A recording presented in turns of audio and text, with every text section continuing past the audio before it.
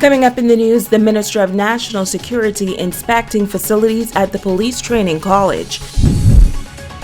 Also, the Grand Bahama Utility Company launching its smart meter upgrade program. And the iconic elbow reef lighthouse in Hopetown, ABACO to be restored. The Bahamas Tonight, the Northern Edition, starts now. This is the Bahamas Tonight, Northern Edition.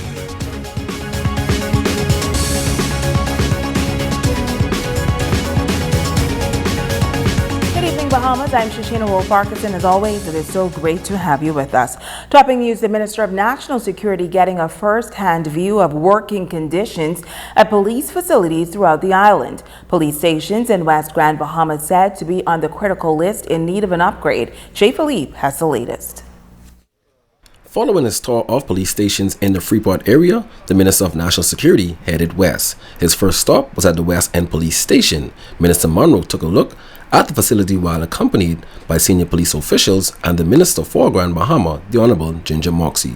Next, it was on to 8 Mile Rock Police Station to assess the conditions at that location. The permanent secretary in the ministry is going to be directing the commissioner for an inventory of the age of the equipment servicing the stations that we own in any event, to make sure that we have proper working equipment for the men of the Royal and women of the Royal Bahamas Police Force. It's unacceptable that things continuously break down, and if that's because of age, then we need to replace it.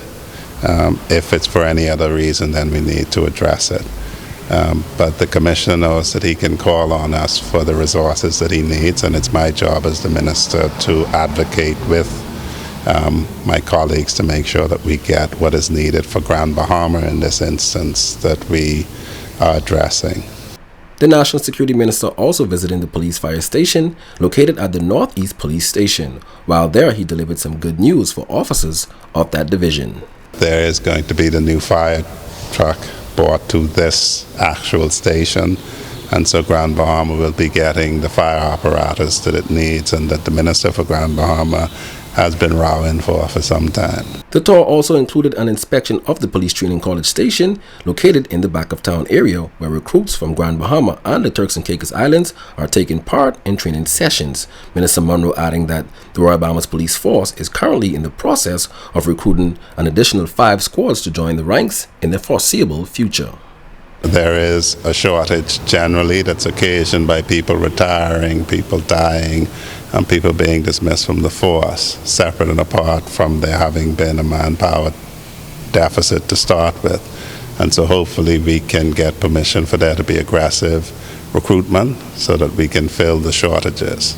Overall, the minister says he was pleased with what he saw, but notes that some focus must be directed at upgrading the facilities on Grand Bahama to better equip the working men and women of the Royal Bahamas Police Force.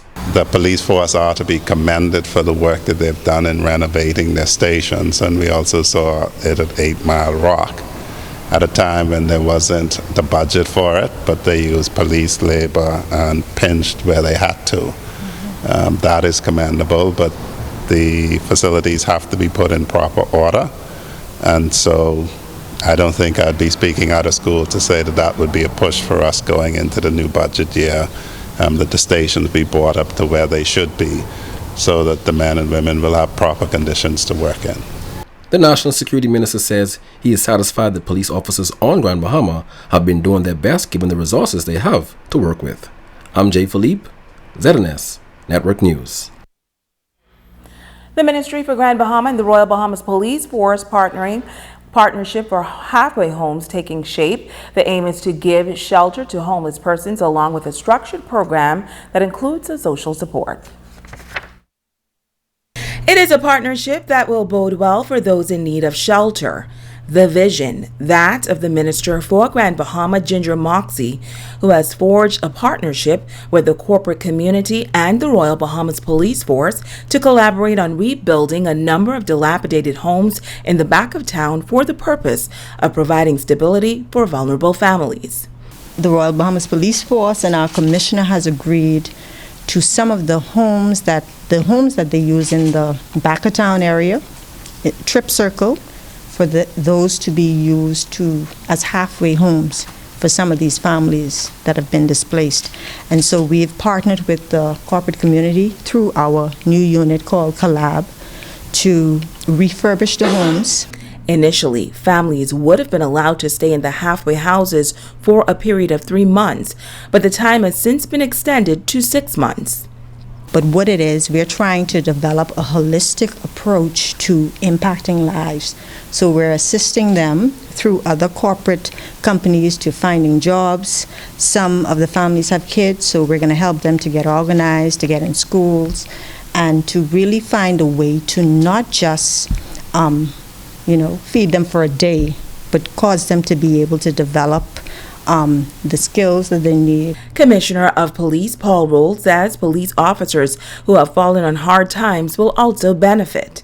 Some of those are going to be used, of course, for those to help those folks who don't have anywhere to live, and I believe 1 or 2 for officers. We still have 1 or 2 officers, retired officers, who found themselves in a precarious situation as well, having retired, got into dire straits, and we have allowed them to remain in the house. The country's top cop says that he is pleased to partner with the Ministry for Grand Bahama and the corporate community. I want to thank Minister Moxie here in Grand Bahama for this initiative and partnering with us to make the living conditions for those retirees who are unable to take care of themselves with a home to really find place. And then we have 1 or 2 officers that do not have places to live, and so it's a partnership.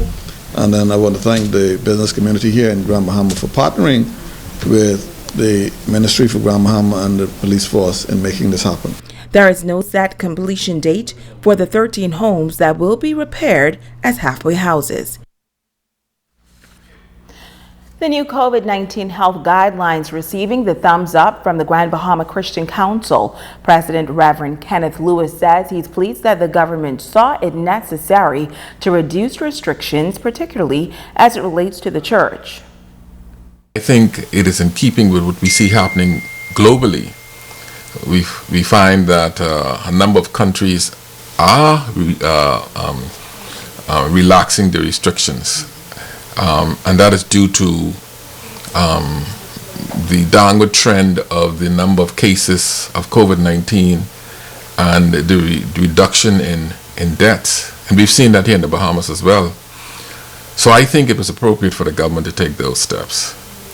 Allowing 50% capacity in the churches for worship services is a good thing.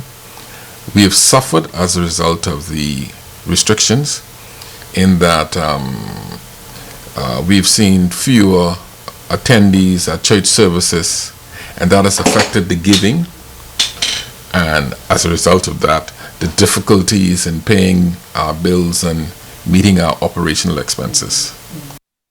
Reverend Lewis is also commending the government for relaxing protocols for funeral services. I remember when Reverend Ware died, and we were not allowed to bring his body into the sanctuary, so we couldn't do what we call the commendation. The commendation comes before the committal, and we weren't able to do the commendation, and I was very, very depressed about it, because his body was outside of the sanctuary as opposed to inside of the sanctuary. So the Christian tradition calls for us to speak the words over the body, if you will, the commendation. We weren't able to do that. So allowing the bodies into the church now, I think is a wonderful step forward. I would encourage all Bahamians to follow the protocols, and I would explain to them that the evidence, the fact that there are protocols in place, and to determine whether the protocols are working reflects the downward trend of the number of cases and the number of deaths. So I would encourage all Bahamians to adhere to the protocols.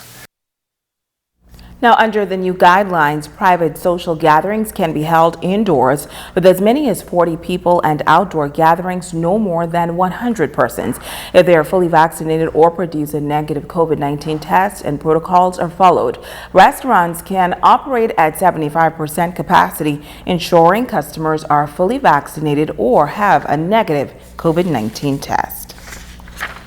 In other news, Grand Bahama Utility Company has launched its smart meter upgrade program. Work began this past Saturday in West End and is expected to continue and cover customers across Grand Bahama. Philshire Grant, Chief Operating Officer of GBUC and Public Affairs, says that this is the company's first step in the automation of the metering system, and when completed, it will result in improved efficiency in the operations and will eliminate the need to estimate accounts while providing a greater accuracy of metering. Customers can expect a 30-minute interval while crews remove the current meter and replace it with the new smart meter.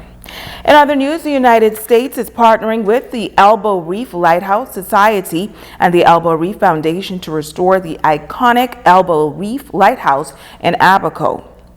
The project is made possible by a grant from the U.S. Ambassador's Fund for Cultural Preservation worth over $472,000. Constructed in 1863, the iconic red and white Elbow Reef Lighthouse is the last of its kind in the world. Over the years, regular weathering and wear compounded by the devastating force of Hurricane Dorian in 2019 have taken a toll on the lighthouse, and the grant will help fund repairs to the interior original slate floors, the lens that focuses a beam of light visible for up to 23 nautical miles, and restoration and repainting of the iconic red and white candy-colored exterior. On Friday, Prime Minister Philip Brave Davis, the U.S. Embassy, U.S. Charge d'Affaires Usha Pitts, other U.S. and Bahamian government officials and stakeholders traveled to ABACO to inaugurate the Elbow Reef Lighthouse Restoration Project. Switching gears now, a traffic mishap claiming the life of a man in ABACO. The accident occurred on Monday morning in South ABACO, and initial investigations revealed that the driver of a 2005 Honda Fit vehicle was traveling north on Ernestine Highway when he lost control, veered off the eastern side of the street, resulting in the vehicle overturning several times. Reports say the driver was ejected from the vehicle and his lifeless body was found in the mangroves south of a local resort. Now, he was transported to the Marsh Harbor Clinic where he was examined by a doctor who pronounced him dead. Investigations are continuing. Stay with us. We'll be back in just a moment.